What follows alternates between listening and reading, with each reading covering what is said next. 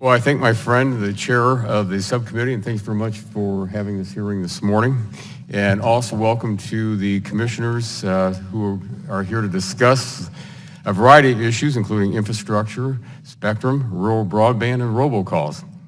I think it's safe to say there is more agreement on the issues I just mentioned than disagreement. We can all agree on the importance of bringing the benefits of broadband to all Americans, especially rural Americans. But despite the work from this committee and the FCC, we still have members on both sides of the aisle whose constituents lack broadband.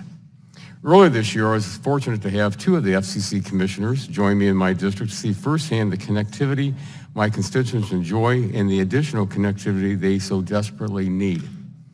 Commissioner Carr joined me for a visit, and the one stop turned to a five-stop day when we visited a local hospital, when we talked about telehealth. We went out to a local WISP, and the commissioner was up on top of the elevator. We'll mention he was up on top. The rest of us were taking great pictures of him up there. But he also visited one of our sheriffs and talking about 911. He was out to talk about what was happening with one of our local TV stations, public, WBGU, and questions about repack, and then joined us at a farm when we were talking about agriculture and what we need to do with broadband there.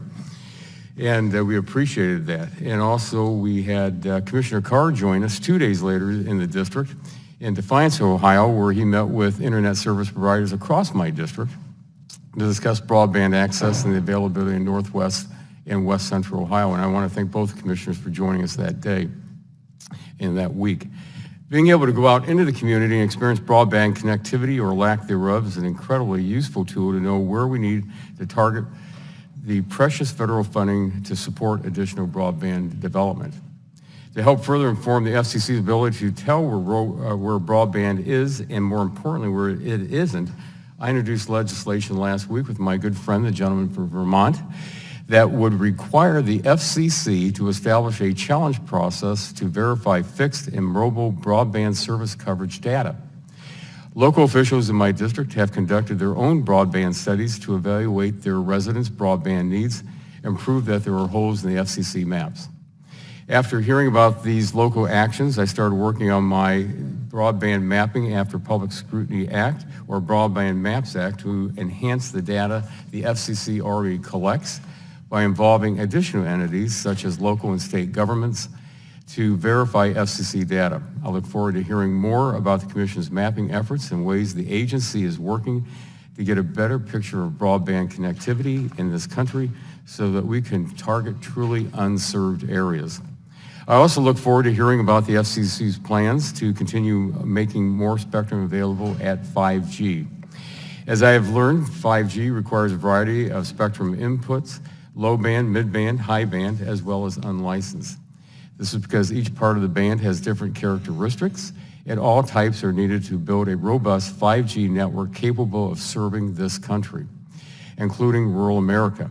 The FCC cleared a huge swath of mid-band spectrum in the incentive auction, and carriers are now deploying innovative broadband offerings on that spectrum.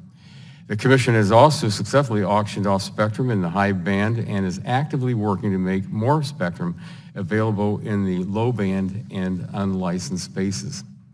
Another issue with broad bipartisan support is the need to discourage of illegal robocalls. They're not wanted, they're tricking people into scams, and it's costing Americans billions of dollars. It's one of the biggest issues I hear when I'm out in the district, and it's affecting everyone. At our hearings on this topic last month, it became clear my district is not unique with these concerns. We must and will do everything in our power to stop the annoying and illegal robocalls while protecting the technology for the life-saving pro-consumer services people use and need. I'm encouraged by the work of industry to protect consumers from unwanted robocalls by developing a set of procedures to authenticate caller ID information that shows associated with telephone calls to combat unlawful caller ID spoofing. I also appreciate the FCC's work in holding industry accountable for delivering that system to the public as early as the end of this year. I'm optimistic that this will curb some of the illegal unwanted robocalls, but as technology continues to evolve, so do the tactics that bad actors use to illegally spoof numbers and make fraudulent calls. For this reason, I introduced with my friend, the chairman of our subcommittee, the Support Tools to Obliterate Pesky Robocalls Act, or Stop Robocalls Act. Our bill would give the FCC additional tools in its robocall toolbox to go after those bad actors. Specifically, the Stop Robocalls Act would help the FCC identify these scammers and empower consumers with robocall blocking technology. I look forward to hearing from our witnesses today, and I thank the chairman again for calling this hearing, and I yield back. To our ranking member, Mr. Latta. Well, thank you, Mr. Chairman, and again to the commissioners and the chairman, thanks very much for being with us today. Commissioner O'Reilly, if I could start with my question with you. When you were in the district in March, we heard from my constituents to build out broadband in rural America. We need these accurate maps so that limited federal funds are going to the areas that most need it. How important is it that any new broadband funding is allocated based on these accurate maps? So I would say maps can only be so perfect, but through revision and including a challenge process and verification, we can improve them so the dollars go to only the areas that absolutely need them, and they don't go to overbuilding, which is a really deep concern I have. So I agree with your point wholeheartedly. Well, I know in the past I've always said that we have to differentiate to make sure we're talking about unserved and underserved areas, and we have to look at these unserved areas. Let me follow up. Which agency is best situated to manage substantial new funding and ensure it goes to the right areas quickly?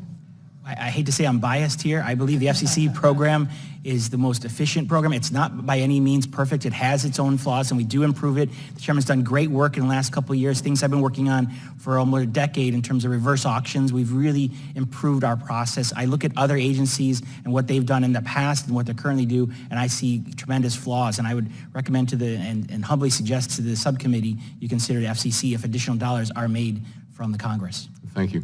Mr. Chairman, what are your thoughts on which agency is most appropriate to channel those new fundings?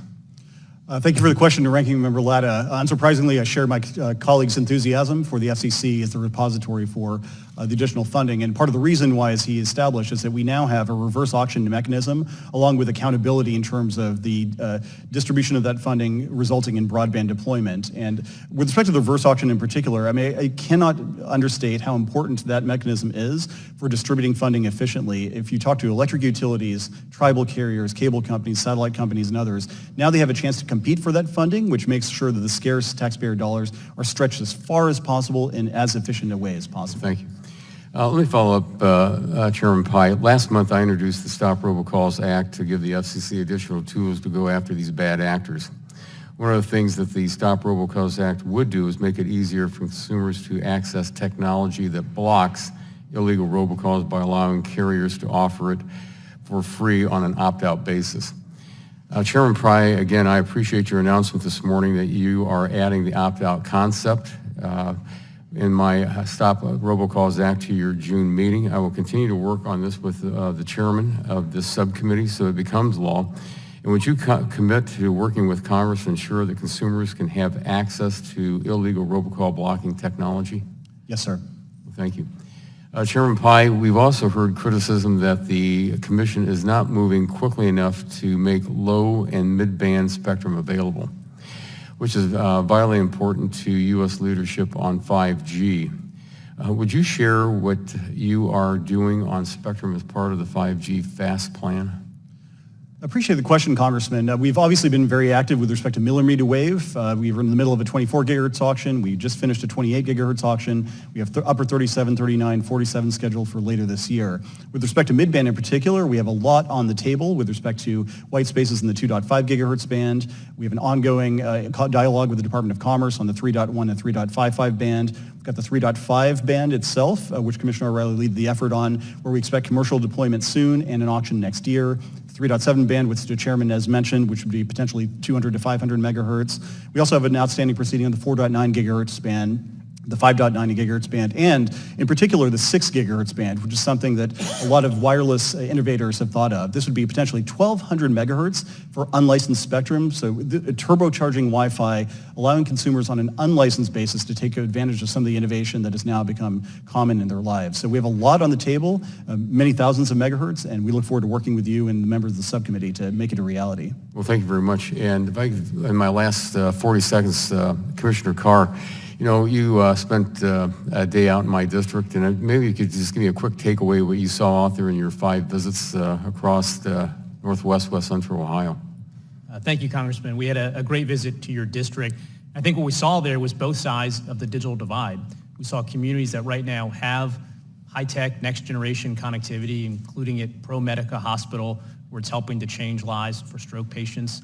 We were able to go to a farm in Napoleon and see the tremendous amount of data that Smart Ag is now pulling off of combines and connected soil moisture meters. And so the real economic upside, but there's many communities in between where we still have work to do, and that's why we're reorienting our programs at the FCC, including universal service, to make sure we have connectivity, whether it's 5G or other next-generation services, in every community across the country. Well, thank you very much, Mr. Chairman. My time has expired. Now yield back. Gentleman yields back.